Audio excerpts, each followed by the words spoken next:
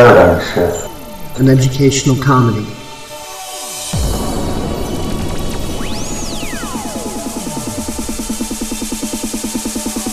It's not a cause, not a movement.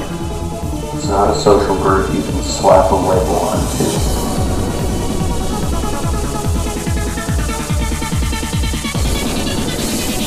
It's an idea. It's an intention. It's an intuition.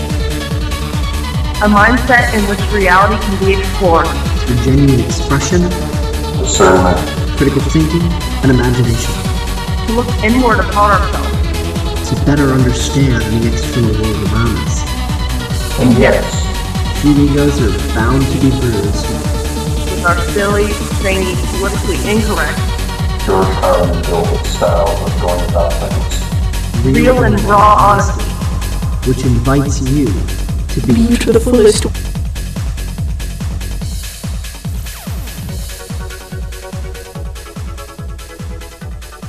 Dear ones, you don't have to know the minutia in order to enjoy love. You don't have to know the minutia in order for Spirit to push and pull you into those areas that are best for you and beautiful for you. You don't have to know the minutia of the clock and to win or why. The reasoning is not needed for you to enjoy and participate in that which God has for you. But so many of you approach the issue backwards. You got to know why, when, how, in order to receive the answers. Isn't it interesting that when you have an emergency, you don't care? Fix it now. I don't need to know. But if you're sitting in a conference and you have things presented to you which may then tickle the intellectual in you, you want to sit down and analyze it before you accept it. I want you to discern emotionally and through the heart. And you start with belief and later you figure out why. If you have to figure out why beforehand, you may never get it. It's all part of assumptions. What do you think of that? What is your reality when it comes to the belief in these kinds of things? Well, I'm going to push the envelope yet again. If you don't believe this is real and what is coming, you won't believe it all. Dear ones, what I want to give to you tonight is simple in love. What humans have that you will then learn to move away from is the box of assumptions based upon all that you are and have heard and participated in all your life. And it's a tough call to get out of them. This morning we told you about a door you could open. It's a metaphor. It's about giving permission to get out of the assumptive box into another reality that is so much bigger than that which you're used to. It has an allowance for that which you cannot see but feel. It gives you the understanding that energies exist around you that have personality, but maybe they're not angels. Is it possible that physics itself is aware? What is it that your heart generates when you have love? Is it real? Is it an emotion? Is it a field? Is it an attitude? Does it have energy? Can it push things around? Does it affect you and others? And if so, how? All of these things, these esoteric things that we have just spoken of, are part of that which humans are learning, but don't really have to understand. There's going to come a day when that which you would call the proof of it, that is science, will come along. And when it does, it will explain many things. But are you going to wait for that? Or are you willing to feel it now? That you have no idea what love is, and yet you sit in it and you love it. You accept it. You want it. It's the basic human emotion, isn't it? From the moment you are born and the mother looks at you, you are loved. Almost overwhelmingly, this is mother and child's emotion, and you don't have to figure it out. There's a bond that exists in love one with another. So many books have been written about it. So much has been discussed, and the romance of it is desirable, and you want it because you feel it, but you can't explain it.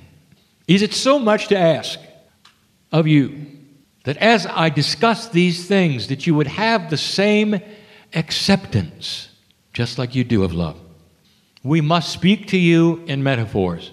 And the reason is because some of the principles that are coming, that have to do with the communication with Spirit and you have no words for it. There's no concepts yet for it. And yet here we are, telling you all about it. We speak in metaphors, we have to. A sightless man finds himself living very comfortably in a home. And he lives there for years, and he develops all the things around him which he is comfortable with. And he has identified everything and is able to work with it. Even though he is sightless, he survives easily. He feels love. He knows where the food is. All of the things he needs to survive in a social environment is understood, and he lives a long life. And the entire time, he never discovered the elevator. And the elevator is the metaphor, he lived in an 80-story building.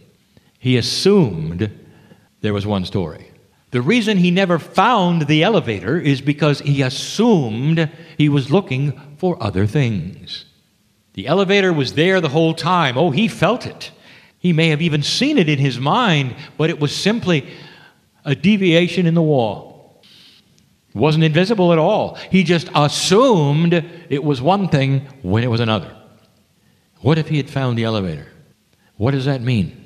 The elevator is a metaphor of being able to move to a higher place of consciousness, spirituality, understanding, knowledge. The assumption all along is that he had enough of it, that there was nothing more. He would have sensed it, he thought, if there was. But he never found the elevator. What do you think would have happened if there were no assumptions and he moved into that one room and he looked at all that was there and made no assumptions? He would have found the elevator and would have gone up in it. Now, here is the metaphor of the elevator. Listen carefully, dear ones. He gets in the elevator and it moves him to the next level. He gets out of the elevator into the second floor or the third floor and discovers things that are beyond his imagination that enhance his life greatly. The metaphor is that the elevator automatically lifted him to that higher floor because he discovered it.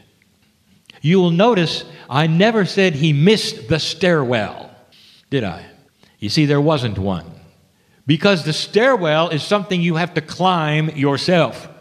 It is something that requires you, step by step, to lift your entire body weight to a place you have no idea where you're going to. Step by step, with efforts, puffing, all of the things that you know all about. Dear ones, that is a metaphor. Now pay attention. Spirit is not interested in having you work to get to the next floor. Are you hearing this? You're going to be lifted there because you deserve it, because it's time for it. It is your lineage to belong on the floors above where you are. It is your lineage. And those who tell you that God is going to make you work for it doesn't know about God. They know about men. They know about assumptions that say you got to work hard to get to level 2. Let me tell you something, old soul. You've worked hard. If you discover the elevator, we'll lift you there. We'll lift you so gently in the hands of God to the next level because you deserve it. So much of humanity is all about you having to please God in some way, having to climb those stairs and hurt yourself, and maybe some of you aren't going to make it, and it goes on just to get to a higher place, and it's not that way at all. It's not that way. So the assumption is clear that you had to work for it, and you don't. Because you already have. So let's break that assumption, ride the elevator, understand that you're being lifted to the next floor. Now, here is a question some may ask. Be clear about the question. Was the elevator always there? Yes. Was the elevator there before you got into the room? Yes. Is there anything else you might be missing that is similar to the elevator? Yes. I'm going to give you a premise now that we have mentioned before only in passing and briefly. And it's the most beautiful thing I may ever say. In you, as you walk around this planet, is everything you will ever need for thousands of years of evolution. It's not going to appear there magically. The elevator was always there. And so is everything else you can imagine. You are built with it, born with it, inbred in it. The lineage of your DNA is complete with it. The spiritual force that is you guarantees it. All you have to do is discover it. What this means is that everything that has ever been taught about what you can do in any department of spirituality or health or consciousness or belief is already there. You have this assumption that you got to go find it and learn it, apply it to yourself, activate it, pick it up, work with it. It's already there. So beautiful. It's the same information the masters of the planet all had. Everything is built in. You were born with it. It's waiting for belief. It's waiting for activation. It's not waiting for God to do something. It's yours. It has your name on it. It's the reason you need it. So you will open that door of belief and understanding that the healing has always been yours all along. Take the hand of the healer and be healed. The cure to the habits, to the fear. It's always been there. The antithesis of fear is compassion and love. And the compassionate human being will wipe out fear. So it will never come back again. If they believe it. It's inside. There's no process. Not really. That will then erase it. Other than that which is self-discovery. And the question, who am I, can be answered. They are not outside of you. There is no system that is outside of you in this room. Every single system is about you.